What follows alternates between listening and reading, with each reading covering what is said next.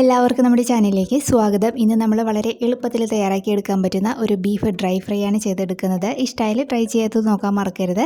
ആരെങ്കിലും നമ്മുടെ ചാനലിലേക്ക് ആദ്യമായിട്ട് വന്നിട്ടുണ്ടെങ്കിൽ ചാനലൊന്ന് സബ്സ്ക്രൈബ് ചെയ്യാനും മറക്കല്ലേ. അതിനായിട്ട് ഞാനിവിടെ ഒരു 1/2 കിലോ ബീഫാണ് എടുത്തിട്ടുണ്ടായിരുന്നത്. നന്നായിട്ട് കഴുകി വൃത്തിയാക്കി വെള്ളം വാർന്നെടുത്ത് വെച്ചിട്ടുണ്ട്.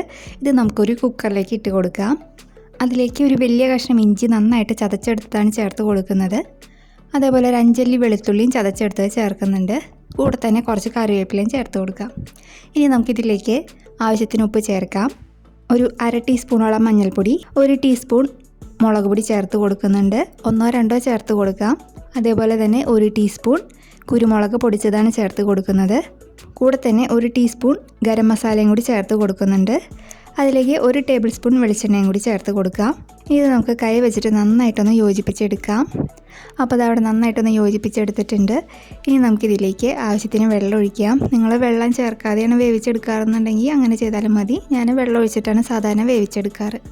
ഇനി നമുക്ക് കുക്കർ അടച്ചതിന് ശേഷം സ്റ്റൗ ഓണാക്കി അതിലൊരു മീഡിയം ഫ്ലെയിമിൽ വെച്ചിട്ട് നന്നായിട്ടൊന്ന് വേവിച്ചെടുക്കാം. അപ്പോൾ ബീഫിൻ്റെയൊക്കെ വേവ് ഓരോരുത്തർക്കും കിട്ടുന്ന ബീഫിൻ്റെ ഇത് അനുസരിച്ചിരിക്കും. അപ്പോൾ നന്നായിട്ട് വെന്ത് വരട്ടെ. അപ്പോൾ നമ്മുടെ കുക്കറിൽ വിസിലൊക്കെ വന്നതിന് ശേഷം ഞാൻ ഓഫ് ചെയ്ത് വെച്ചിട്ടുണ്ടായിരുന്നു. അപ്പോൾ അത് തുറന്നതിന് ശേഷം നമ്മുടെ ബീഫൊക്കെ ഇവിടെ നന്നായിട്ട് വെന്ത് വന്നിട്ടുണ്ട്.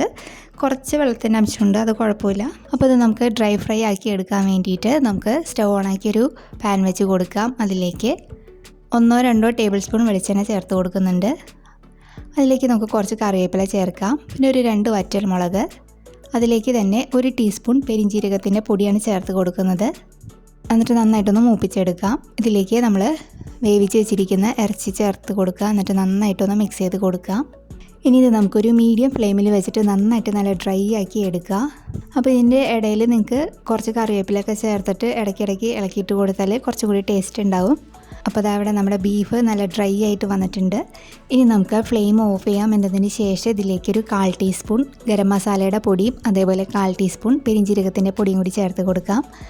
എന്നിട്ട് നന്നായിട്ടൊന്ന് മിക്സ് ചെയ്തെടുക്കാം. ഇനി ഇതിലേക്ക് കുറച്ച് കറിവേപ്പിലയും കൂടി ചേർത്തിട്ടൊന്ന് മിക്സ് ചെയ്തെടുക്കുക. അപ്പോൾ നമ്മുടെ ബീഫ് ഈസി ഡ്രൈ ഫ്രൈ ഇവിടെ റെഡി ആയിട്ടുണ്ട്. അപ്പോൾ നിങ്ങൾക്ക് ഇഷ്ടമായാൽ ട്രൈ ചെയ്യാം. നല്ലൊരു വീഡിയോ ആയിട്ട് അടുത്ത ദിവസം കാണാം. താങ്ക്